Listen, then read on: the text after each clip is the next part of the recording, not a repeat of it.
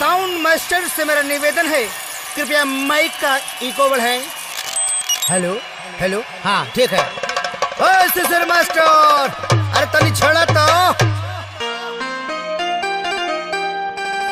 जिया जिया जिया जिया, हाय हाय हाय हाय हाय।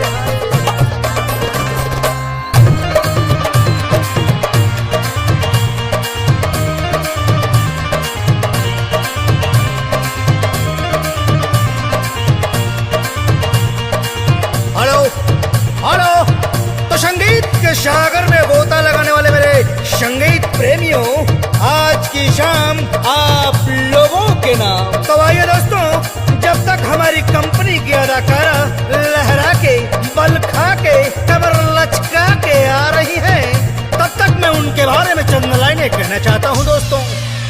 होठों पे सुर्ख लाली है, होठों पे सुर्ख लाली है, आंखों में हया का पहरा है, उनसे पार कोई पा नहीं सकता दोस्तों, क्योंकि समंदर बहुत ही गहरा है। तो आइए दोस्तों, अब आप लोगों के सामने पेश खिदमत है मिस रंजीता रानी। शादी भइल गवाने गईनी, अमन जोगे हम मरद पैनी।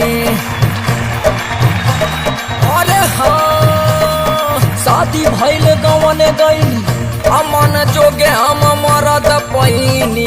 रतिया में बलमू से लड़ल जब अखिया, रतिया में बलमू से लड़ल जब अखिया। टूट गइल दादा मायरे, टूट गइल दादा ब्लाउज के बखिया, टूट गइल दादा ब्लाउज के बखिया, टूट गइल दादा ब्लाउज के बखिया। रंजीता रानी, क्या है? तुम्हारे गाने पर खुश होकर यादव जी ने 500 रुपए का पुरस्कार दिया है, तनी शुक्रिया अदा को दो। अरे ओ मास्टर, तई छपरैया में आवा।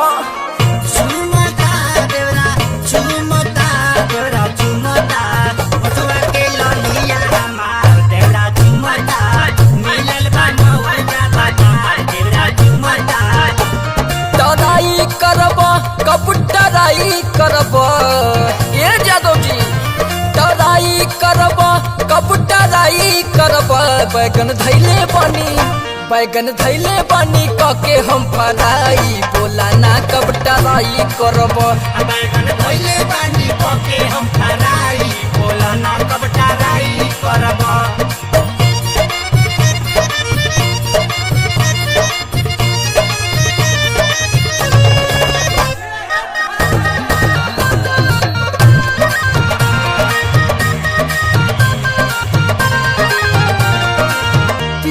पतर हम रहनी मोटा कड़ी, 2 दिन में सुखी के रे हो गई लकड़ी।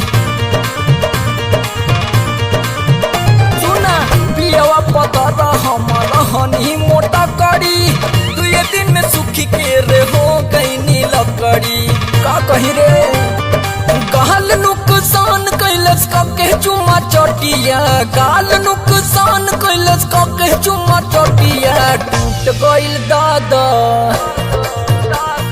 टूट गइल दादा ब्लाउज के बखिया, टूट गइल दादा ब्लाउज के बखिया, टूट गइल दादा ब्लाउज के बखिया। हाय मिस्टर जी की तरफ से लिख के फरमाइश आइल बा, तनी हने पलटो। तू चल जाइबू तो हम जियब कैसे, तू चल जाइबू तो हम जियब कैसे, हाय फाटल करजवा के सीयब कैसे। मननी कि तू प्रेम का गोगरी हऊ, अरे जब ढरकबू ना तब पियब कैसे। ए बाबा केने बानी सखी आवा हो।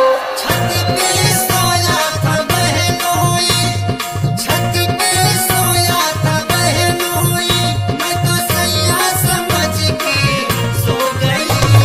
मुझको मिसिर जी माफ करना, गलती मारे से हो गई। मुझको मिसिर जी माफ करना, गलती मारे से हो गई।